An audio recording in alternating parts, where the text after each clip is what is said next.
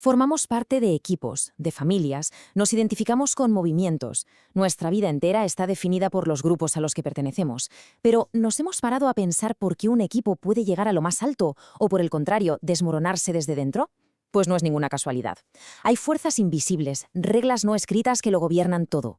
Venga, vamos a sumergirnos en la psicología que se esconde detrás de la vida secreta de los grupos. La pregunta del millón es esta. ¿De dónde viene ese impulso tan fuerte de pertenecer? Es una experiencia que todo el mundo conoce, esa sensación de ser parte de algo más grande. Pero la ciencia que lo explica es realmente fascinante. Pues parece que todo se reduce a una de nuestras motivaciones más básicas. Según la hipótesis de la necesidad de pertenencia, tenemos un impulso casi biológico de formar y mantener relaciones sociales. Y ojo, no es un simple deseo o un capricho, es una necesidad fundamental, casi al nivel de comer o dormir. Para hacernos una idea de lo potente que es esta necesidad, imaginemos una situación muy simple. Estamos en un parque jugando a la pelota, algo súper casual. Pero de repente, sin más, nos ignoran. La pelota ya no nos llega. ¿Qué se siente en ese preciso instante? Los estudios demuestran que ser excluido, aunque sea en un juego tonto y sin importancia, tiene unos efectos brutales. El ánimo por los suelos, la autoestima tocada. Pero lo que es realmente increíble, lo que de verdad te deja pensando, es el último punto. La exclusión social, el que te hagan el vacío, activa las mismas áreas del cerebro que el dolor físico. Ser ignorado, literalmente, duele. Vale, ya sabemos por qué tenemos esa necesidad vital de pertenecer. Pero claro, ahora viene lo interesante. ¿Cómo un puñado de individuos pasa de ser un montón de yoes a formar un nosotros fuerte y cohesionado? Pues parece que hay dos ingredientes clave. El primero es la interdependencia. Como decía el gran Kurt Lewin, significa que nuestro destino está ligado al de los demás. O sea, si a uno le va bien, al grupo le va bien. Y el segundo es la identidad compartida. Cuando empezamos a pensar en términos de nosotros en lugar de yo, una categoría que nos define y nos une. Y todo esto nos lleva a un concepto con un nombre un poco raro: entidatividad. Básicamente es el grado en que un grupo se percibe como una cosa única, como una entidad real, y no como una simple colección de gente. Por ejemplo, un equipo de fútbol súper unido tiene una entidatividad altísima. En cambio, la gente que espera en la parada del autobús tiene una entidatividad muy baja. Y bueno, una vez que el grupo ya se siente como algo real, por así decirlo, empieza a construir su propia arquitectura interna. Ahora vamos a ver cuáles son esas reglas del juego invisibles que lo organizan absolutamente todo. Cualquier grupo, da igual el que sea, se organiza alrededor de estos tres pilares: las normas, que nos dicen qué está bien y qué está mal hacer; los roles, que asignan funciones a cada persona; y el estatus, que establece una jerarquía. Pensemos, por ejemplo, en una oficina. Hay normas sobre cómo vestir, roles como el jefe o la creativa, y un estatus muy claro que define quién manda. Esta cita de Solomon Asch lo resume de maravilla. No es que el grupo imponga su estructura y ya está, es un ciclo. Las acciones de cada persona van creando la estructura del grupo, y esa misma estructura, a su vez, moldea cómo se van a comportar esas personas en el futuro. Hay un experimento clásico que lo demuestra perfectamente, el de Muzaffer Sherif. Metió a varias personas en una habitación a oscuras y les pidió que dijeran cuánto se movía un punto de luz. La gracia es que la luz no se movía, era una ilusión óptica. Al principio, cada uno decía una cosa totalmente distinta, pero en cuanto empezaron a compartir sus respuestas en voz alta, ¡zas!, todos acabaron coincidiendo en una norma de grupo. Una norma que, por cierto, mantenían incluso cuando volvían a estar solos. Y todo esto nos lleva a la gran pregunta sobre el rendimiento. ¿Juntarnos nos hace mejores? ¿Nos hace peores?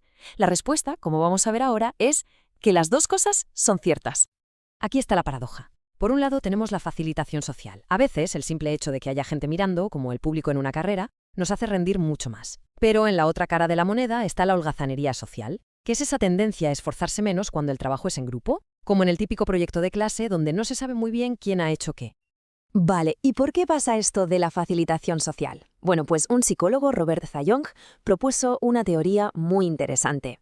Decía que la presencia de otros nos activa, nos pone un poco nerviosos, y esa activación hace que nuestra respuesta dominante, lo que nos sale más fácil, se potencie.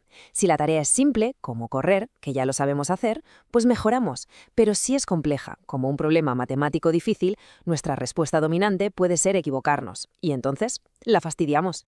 La clave de la holgazanería social, de por qué nos escaqueamos un poco, es la falta de evaluación individual. En el famoso experimento de tirar de una cuerda se vio que la gente tira con menos fuerza cuando está en un equipo que cuando tira sola. ¿Por qué? Porque su esfuerzo personal se diluye, se esconde en el del grupo. Pero si hay un ámbito donde todo esto se pone realmente serio, es en la toma de decisiones. Porque aquí, cuando un grupo se equivoca, las consecuencias pueden ser enormes. Mucha gente piensa que cuando un grupo debate siempre llega a un punto medio, a una decisión moderada. Pues va a ser que no.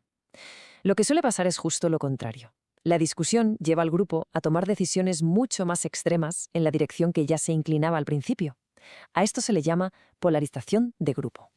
Pero el verdadero peligro, el que Irving Janis identificó estudiando grandes fiascos de la historia, es el pensamiento grupal, o groupthink. Es ese modo de pensar en el que el buen rollo, las ganas de estar todos de acuerdo, son tan fuertes que anulan por completo el pensamiento crítico. La armonía se vuelve más importante que la verdad. Y ojo que este fenómeno tiene unos síntomas muy claros, unas señales de alarma. Primero, esa sensación peligrosa de somos los mejores, nada puede salir mal. Luego, la autocensura, esa vocecita interna que nos dice mejor me callo, no vaya a ser el aguafiestas. Y finalmente aparecen los guardianes de la mente, gente que se dedica a proteger al grupo de cualquier información que pueda romper el consenso. La buena noticia es que esto se puede combatir. Como vemos, hay soluciones muy prácticas. Se puede asignar a alguien para que haga de abogado del diablo y critique la idea principal. Se puede traer a expertos de fuera para que den otra perspectiva.